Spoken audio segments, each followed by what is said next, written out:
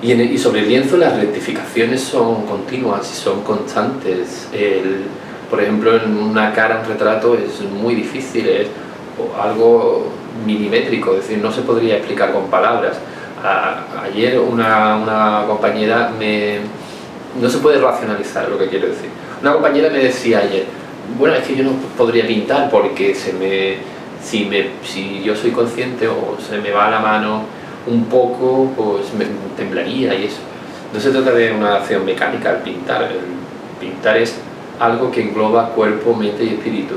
Es una actividad completa.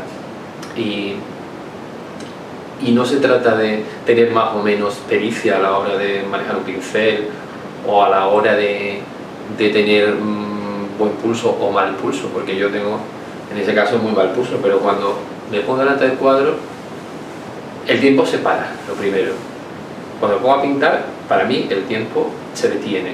Y es una de las pocas actividades que hace que el tiempo se detenga.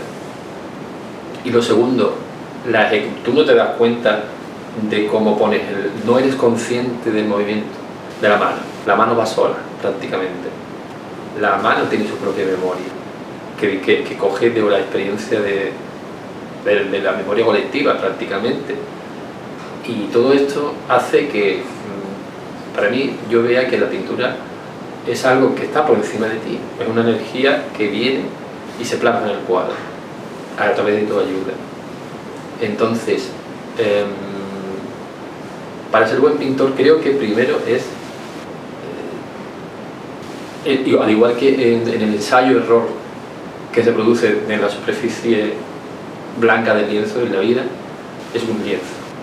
Y también hay que ir corrigiendo, teniendo la voluntad, primero, de hacerlo, proponiéndoselo, marcándoselo como un camino y teniendo el coraje de equivocarte y de aprender. El aprendizaje es producto del error y producto de la memoria. Cuando tú te equivocas 2 veces, ya no pasas más por ahí. El hombre, por eso dicen, es el único animal que tropieza 2 o 3 o las veces que hagan falta por la misma piedra, pero cuando está en juego tu vida y tu salud, te puedo asegurar que no pasas más por algo que te ha hecho doler y por algo que te lo ha hecho pasar mal. Y entonces, en el lienzo de un artista, y lo digo otra vez pero me repito, quizá está la vida entera prácticamente ahí. Es decir, se dice que así pintas, así eres, y es totalmente cierto. Si tú tienes una mente desordenada, la plasmación de tus ideas, que es el cuadro, va a quedar desordenado. Si tú tienes una mente confusa y difusa, no se va a saber muy bien cuál es el principio ni el final de ese cuadro. Por lo tanto, creo que, y bueno, si tú eres un genio, que no es cosa que no es mi caso, como Picasso, como Velázquez o como cualquier otro, se ve. En Picasso todo es ruptura, todo es adelantarse a su tiempo, y todo es pues grande, igual que en Velázquez. Yo la verdad es que no tengo palabras para describir, y creo que ha sido, de nuevo, como tantas veces ha ocurrido en la historia del arte, Velázquez, motor de la pintura. Para mí, el hecho de que yo vuelva a retome una actividad continua en torno a la pintura, yo creo que ha habido un punto de inflexión cuando yo vi en directo Las Meninas en el Prado. Mira que hay miles de cuadros, mira que hay centenares de maestros que han pasado por toda. Pero de repente pasa la historia del arte que yo llevaba viendo toda mi vida en las enciclopedias, de repente estaba allí en el Prado delante de ti. Y entras en una sala y de repente aparecen Las Meninas, y ahí tú te das cuenta de que la pintura es algo más que pintura. Ahí había algo sobrenatural, algo que ponía los pelos de punta al contemplar Las Meninas. ¿Qué era? Porque estaba el aire pintado en esa habitación, tal y como dijo Dalí, el aire está ahí pintado, el alma de las personas estaba ahí pintado.